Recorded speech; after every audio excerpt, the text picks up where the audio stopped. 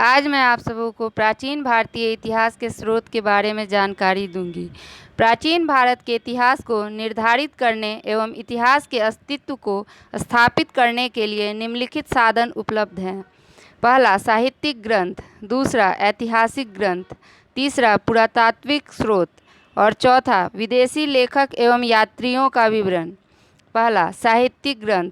संप्रदाय भेद के आधार पर साहित्यिक ग्रंथों को निम्नलिखित 3 भागों में वर्गीकृत किया गया है: ब्राह्मण ग्रंथ, बौद्ध ग्रंथ, जैन ग्रंथ।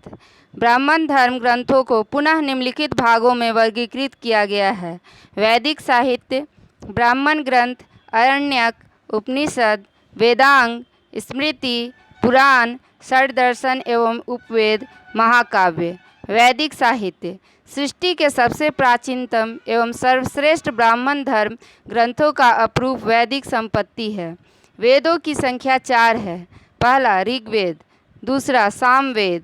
तीसरा, यजुर्वेद और चौथा, अथर्ववेद। ऋग्वेद। ऋग्वेद की रचना सप्त सिंधु प्रदेश में 1500 से 1000 ईसा पूर्व में हुई। ऋग्वेद आर्यों का प्राचीनतम ग्रंथ है। इसमें 10 मंडल एवं 1028 सूक्त हैं। ऋग्वेद के 2 से 9 मंडल के सूक्त प्राचीनतम हैं एवं पहला तथा 10वां मंडल बाद में जोड़े गए हैं। ऐत्रेय और कौशिकी ब्राह्मण ऋग्वेद से संबंधित हैं। ईरानी ग्रंथ जैन अवेस्ता से ऋग्वेद पर्याप्त साम्यता रखता है। आर्यों का भारत में प्रसार, उनकी राजनीतिक सामाजिक व्यवस्था, जीवन शैली, आर्यों की सभ्यता एवं संस्कृति तथा संघर्ष के बारे में संपूर्ण जानकारी का स्रोत ऋग्वेद है। ऋग्वेद से संबंधित कुछ महत्वपूर्ण तथ्य निम्नलिखित हैं। ऋग्वेद का सबसे पुराना मंडल 2 से 7 तक है। चूँकि 2 से 7 मंडल तक की रचना एक ही परिवार के ऋषियों ने किया, इसी कारण से इसे गोत्र मंडल ही कहते हैं। पहला एवं 10वां मंडल की रचना सबसे अंत में अर्थात उत्तर वैदिक काल में हुई है। 10 मंडलों में सबसे महत्वपूर्ण तीसरा मंडल है, क्योंकि इसमें गायत्री मंत्र की चर्चा मिलती है जो सावित्री देवता को समर्पित है। ऋग्वेद के 7वें मंडल में भगवान विष्णु की चर्चा मिलती है। ऋग्वेद के मंत्रों में प्रयुक्त शब्दों की संख्या 1,53,972 है। 9वें मंडल में भगवान शिव की चर्चा मिलती है। 9वां मंडल में कुल मिलाकर 114 सूक्त हैं जो सोम देवता पर समर्पित हैं।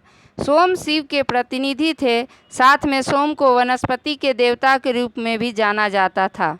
ऋग्वेद के 10वें मंडल में पुरुष सूक्त में पहली बार जाति प्रथा के विषय में जानकारी मिलती है। इसमें चर्चा मिलती है कि आदि पुरुष ब्रह्मा ने अपने बलिदान के द्वारा सृष्टि की उत्पत्ति की। उनके 4 अंगों से 4 जाति की उत्पत्ति हुई। मुख से ब्राह्मण, भुजा से क्षत्रिय, जांघ से वैश्य और पैर से शूद्र। ऋग्वेद के 2 से 9वें मंडल तक को अष्टक कहते हैं, क्योंकि प्रत्येक मंडल में 8 अध्याय हैं। इस प्रकार कुल मिलाकर 64 अध्याय हैं। ऋग्वेद के 8वें मंडल के परिशिष्ट के रूप में कुछ हस्तलिखित बातें प्राप्त हुई हैं, जिसे बालखिल्य कहते हैं। सामवेद। सामवेद में गायन कला और संगीत शास्त्र के विषय में विस्तृत जानकारी मिलती है। इसीलिए इसे भारतीय संगीत का मूल भी माना जाता है। सामवेद में 1550 मंत्र हैं, जिसमें 75 को छोड़कर अन्य मंत्रों का ऋग्वेद में भी वर्णन मिलता है। सामवेद में अधिकतर मंत्र सूर्य की स्तुति के संदर्भ में है। यजुर्वेद। यजुर्वेद यज्ञ विधियों एवं नियमों का संग्रह है। इस वेद से उत्तर वैदिक कालीन सभ्यता, संस्कृति, सामाजिक, धार्मिक, राजनीतिक जीवन की जानकारी प्राप्त होती है। यजुर्वेद के 2 प्रमुख भाग हैं, कृष्ण यजुर्वेद तथा शुक्ल यजुर्वेद। कृष्ण यजुर्वेद की 4 शाखाएं हैं: काठक, कपिस्थल, मैत्रायणी और तैत्तिरीय। शुक्ल यजुर्वेद की एक शाखा है, वाजस्नेयी। कृष्ण यजुर्वेद में यज्ञ विधियों के मंत्रों की व्याख्या है एवं शुक्ल यजुर्वेद में मात्र मंत्र ही हैं। यजुर्वेद के ग्रंथों का उच्चारण करने वाले आचार्य को अथर्वयु कहा जाता है। अथर्ववेद। इसकी रचना मगध के क्षेत्र में हुई। अथर्ववेद में आर्यों के साथ साथ अनार्यों के विषय में भी विस्तृत जानकारी मिलती है। इसमें 20 अध्याय, 731 सूक्त और 6000 मंत्र हैं।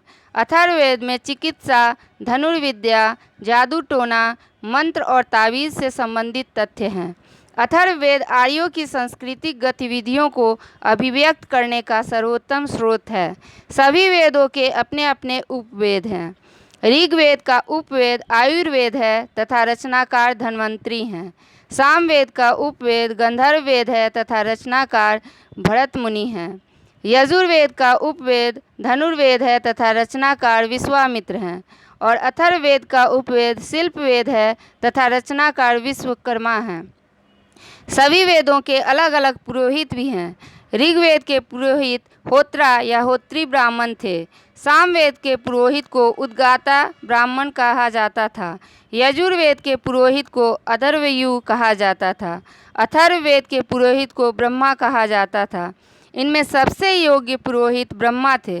ब्रह्मा को चारों वेदों की जानकारी थी। ब्रह्मा के द्वारा यज्ञों के अवसर पर निरीक्षण का कार्य किया जाता था। आज के इस वीडियो में इतना ही। अगर आपको यह वीडियो पसंद आया तो चैनल को सब्सक्राइब तथा वीडियो को लाइक करना न भूलें। धन्यवाद।